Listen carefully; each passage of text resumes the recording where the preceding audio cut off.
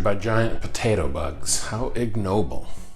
Welcome to the Time Treadmill. I'm Ron, and these are my sweaty thoughts about Doctor Who.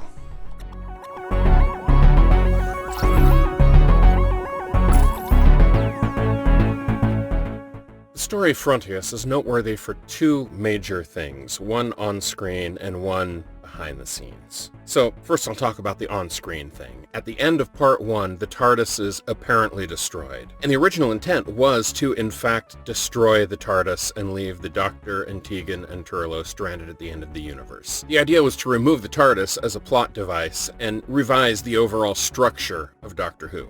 That idea obviously did not last, and as you'll in no way be shocked to discover, the TARDIS is recovered by the end of the story. The second thing is extremely tragic, and possibly one of the most tragic things in Doctor Who history, ranking right up there with the death of Anthony Ainley as the Master. During the pre-production of Frontios, one of the characters, Range, who is the main scientific advisor on this stranded human colony at the far end of space, at the far end of time, not unlike the 10th Doctor story, The End of Time. The actor who was cast in that role was Peter Arne, a very well-known character actor in England at the time. He had been in several episodes of the Avengers TV series. He was in the Pink Panther movie. He was really quite popular and was a steadily working character actor.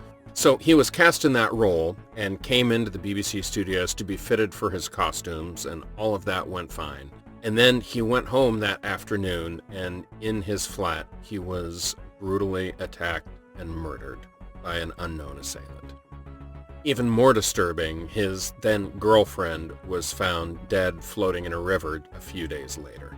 To this day, more than 3.5 decades later, neither case has been solved, although one working theory is that the girlfriend was actually the murderer and then committed suicide, but that's nothing more than a theory.